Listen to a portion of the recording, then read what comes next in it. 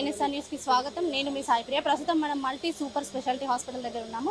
అయితే ఈ రోజు పశ్చిమ ఎమ్మెల్యే నాయని రాజేందర్ రెడ్డి గారి పర్యటనలో భాగంగా ఆ హాస్పిటల్ ని సందర్శించడం జరిగింది. ఒకసారి పనులు ఎంతవరకు పూర్తయ్యాయి, ఎప్పుడు ఓపెన్ అవుతుంది అనేది సార్ని అడిగి తెలుసుకుందాం. సార్ నమస్తే.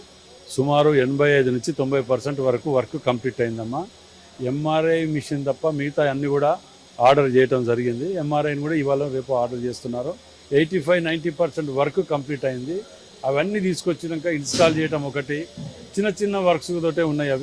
అవి ఇంకొక 5 నెలలు పడుతుందని చెప్పి అనటం వలన ముఖ్యమంత్రి రేవంత్ రెడ్డి గారు 5 నెలలు కాకుండా 3 నెలల్లో కంప్లీట్ చేసే విధంగా పురమాయించమని చెప్పడం జరిగింది.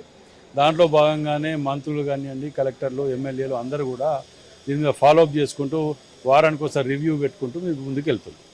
అంటే ఇప్పటికే పూర్తయ్యడానికి వస్తుంది కదా సార్, అంటే వైద్యులు సిబ్బందికి సంబంధించి నియామకాలపై ఎంతవరకు ప్రభుత్వం నిర్ణయం తీసుకుంది?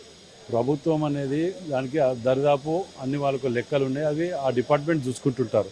గతంలో ఉన్న వాళ్ళని పెట్టడమే కాకుండా కొత్త వాళ్ళు ఎంత అవసరం పడతారు, స్టాఫ్, డాక్టర్స్ ఎంత, నర్సులు ఎంత, కాంపౌండర్స్ ఎంత, కింద ఉన్న స్టాఫ్ ఎంత, వీటన్నిటి కూడా లెక్కలు తీయటం వల్ల వచ్చే వాళ్ళకు లోకల్ వాళ్ళకి ఇస్తే బాగుంటుందని ఆలోచనతో ముందుకు పోతుంది. అంటే హాస్పిటల్ అందుబాటులోకి వస్తే మనం హైదరాబాద్ వరకు వెళ్ళే అవకాశం లేకుండా హైదరాబాద్ వాళ్ళే ఇక్కడికి వచ్చే విధంగా ఏర్పాటు చేస్తున్నారు.